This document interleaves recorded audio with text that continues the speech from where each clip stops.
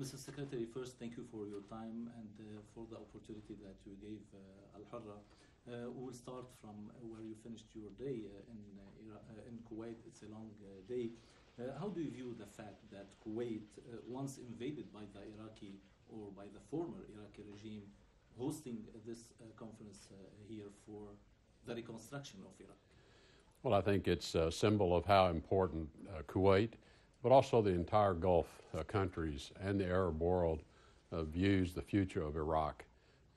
Iraq was somewhat disenchanted from the rest of the Gulf for many, many years. And I think now, having seen this outreach and the reconnection of economic activity, reestablishing relationships that will be very important to the future of Iraq, is really encouraging to see. Mm-hmm. And more than 100 American companies participated in this or participate in the Iraq Reconstruction Conference. What role will the American private sector play in the reconstruction of Iraq?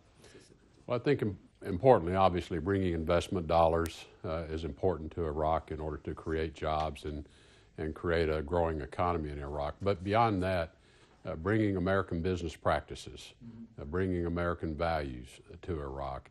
American businesses are accustomed to dealing in regimes with strong rule of law, and I think that reinforces what's needed for Iraq to be successful longer term. Critics say that the Trump administration won't contribute money toward Iraq's reconstruction and will rely on the private sector and international organizations.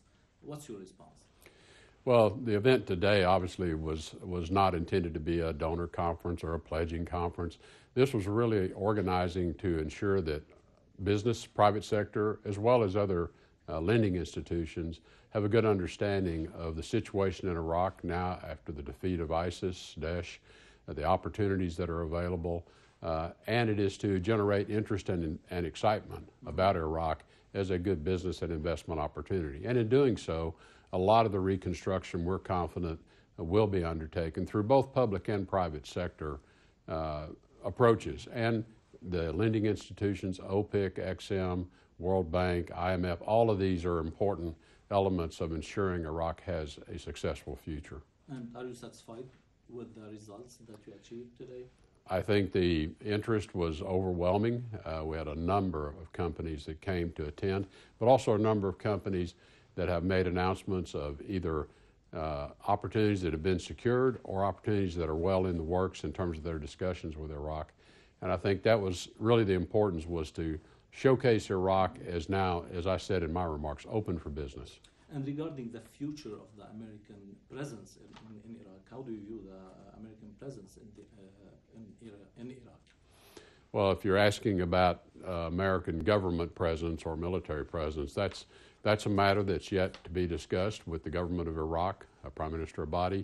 Of course, they have elections upcoming. We are still there in Iraq today to continue to ensure that ISIS, Daesh cannot reemerge. While we have defeated them by taking all of their territory from them in Iraq, we know, and as Prime Minister Abadi would also acknowledge, there's still elements of ISIS, Daesh that are a threat to Iraq, and we're going to stay for as long as we're certain we have dealt with those threats as well. Sorry, can I stop for 1 second? Can you fix the mic, please? The wire? Yeah. Yeah. Let me do this. Let me pull it over this side. Yeah, sorry about that. Okay. Thank you. Are you okay? Okay. Sorry for the interruption. The international coalition to defeat ISIS has made big progress in Syria and in Iraq. What are the main challenges that you still face, and what are the plans or the goals for next year?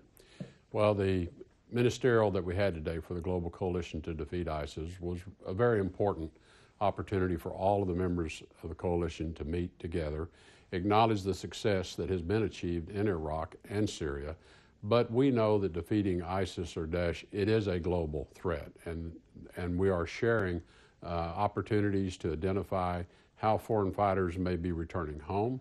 How do we document and keep track of people who have been involved with ISIS or Daesh? And so we approved a new set of guiding principles that will guide our efforts in the future, that's based on a lot of information sharing, collecting information, using Interpol databases.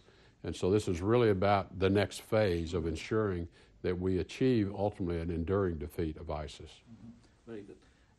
Mr. Secretary, there are concerns in the region based on the last confrontation between Israel, Iran, and Syria, and the concerns based on the fear that maybe a war will break in the region and it will be a regional war. Do you share these concerns? Well, just prior to leaving for my trip to the region, I had a very lengthy telephone conversation with Prime Minister Netanyahu because of the strikes, and we had a long discussion around the threats that Israel is confronted with that emanate both from Lebanon due to Lebanese Hezbollah, but also from Syria. We take the threats to Israel seriously, and we take a view that Israel has every right to defend itself from those threats. We are concerned about Syria not creating instability and opportunities for further threats to Israel, but also to Jordan, to Turkey, to all of its neighbors. And that's why we will remain in Syria until ISIS is fully defeated, and we are certain will not reemerge. And we will remain engaged in the political solution for Syria, which we think is the long-term means of bringing stability to Syria and restoring Syria's independent nature. But on the ground, what is the U.S. doing specifically to contain Iran's rising influence in Syria, in Lebanon, in Iraq, and elsewhere? Well, we believe the future of responding to Iran's influence in Syria is through the political process, through the peace process itself. Again, U.S. is present in Syria for one purpose only, and that is the defeat of ISIS, the enduring defeat of ISIS. In doing so, though, we have taken an approach that we also want to take the opportunity to ensure that fighting amongst factions inside of Syria, the re-eruption of the civil war, does not take place. And so we want to use our presence to also be a stabilizing force to support talks at Geneva under the UN Security Council resolution process, allow the Syrian people to write a new constitution, allow them to hold free and fair elections. And through that process, we believe Syria will strengthen its independence and will take its own actions to reduce and ultimately reject the influence of Iran inside of Syria. Iran's influence inside of Syria is not positive. It is negative because they bring with it instability, they bring with it violence. But you're focusing, Mr. Secretary, on defeating ISIS, and Iran, Syria, the Syrian regime, and Russia are gaining ground. What will you do in this case? Well, I don't see the regime, Russia, Iran necessarily gaining ground. I see the entire country eventually defeating ISIS. And again, what we're encouraging Russia and others is to de-escalate the violence. Once ISIS is defeated, do not promote the violence. And we've asked Russia to persuade the regime to stop the march and the campaign against opposition forces. They have agreed ceasefire areas and stabilization areas. They need to enforce those in order to create the conditions for a peaceful solution for Syria's future.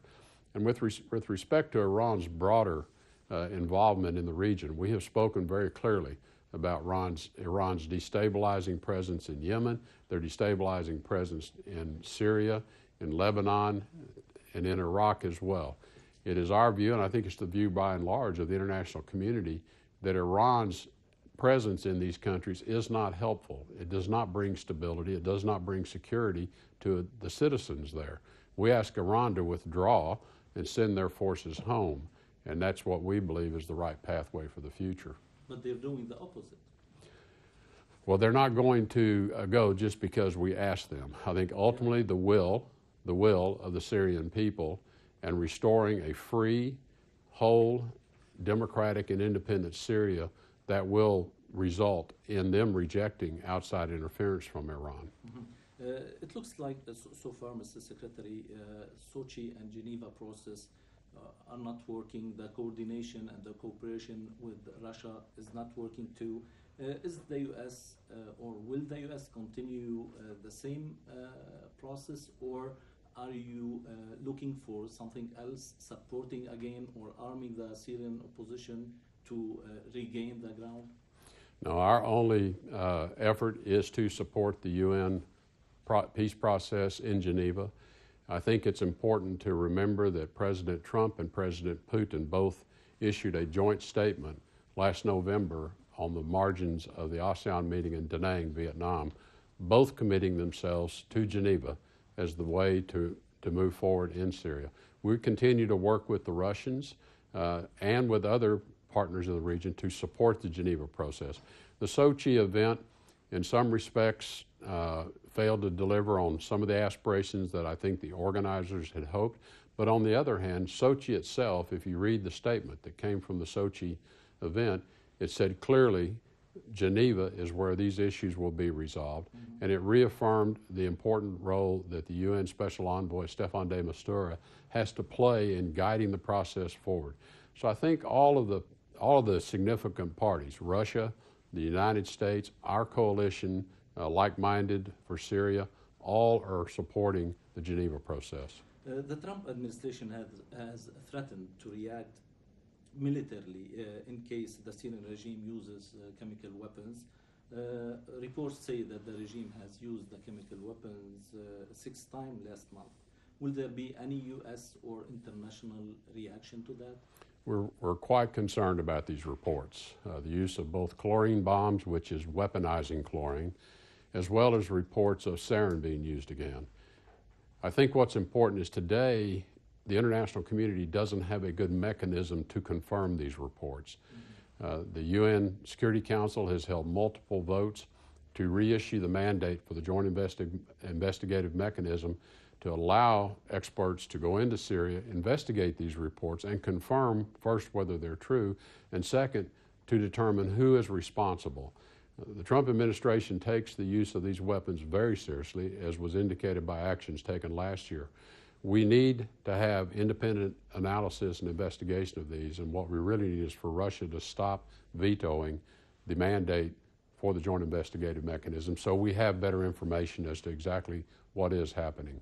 But nothing happened or changed since you struck Khan Sheikhoun when the Syrian regime has used the chemical weapons. Well, there's been no large, widespread use of sarin in particular, and so we think we have stopped Syria from using that type of chemical weapon. Having said that, these reports are very disturbing. What we do know is there are people who have died from the effects of what appear to be chemical weapons. Mm-hmm. We need better information from experts like would be in the country through the Joint Investigative Mechanism. Mr. Secretary, in this long trip you're going to visit Lebanon, where the tension between Lebanon and Israel is escalating based on maritime and territorial boundaries. The U.S. has been mediating between the two countries. Are we getting closer to an agreement or to war, do you think? Well, we want to avoid conflict as best we can, and we will continue to play a role there to strengthen an independent government, again, in Lebanon, to strengthen independent Lebanese security forces. We know that Lebanon is going through what will likely be a long transition period. I think they have taken some positive steps with their law on disassociation to require that Lebanese forces withdraw from the presence in Yemen and other locations, and we're there to support Lebanon through this long transition. And meanwhile, you are putting more pressure and more sanctions on Hezbollah. Is the Lebanese government coordinating or cooperating with the U.S. in this regard? And how can you pressure Hezbollah without affecting the Lebanese government? Well, it's a very good question, and we're very mindful of our issues with Lebanese Hezbollah, a terrorist organization. It is not with the Lebanese people. It is not with the Lebanese government. So we try to be very precise in the actions we take to not harm the Lebanese people. Having said that, we do need support from the Lebanon government to deal very clearly and firmly with those activities undertaken by Lebanese Hezbollah that are unacceptable to the rest of the world. My last question, Mr. Secretary. President Abbas told the Russian president that he will no longer cooperate in any form with the U.S. as a mediator with Israel. Do you have any reaction to that? Well, I understand that President Abbas is concerned about certain steps and decisions taken by the United States. My message to President Abbas is the United States is still committed to seeing a successful Middle East peace process and are prepared to assist in that effort going forward. We hope that President Abbas will find his way back to the table. Thank you so much, Mr. Secretary. We appreciate your time. Thank you. It's my pleasure. Thank you.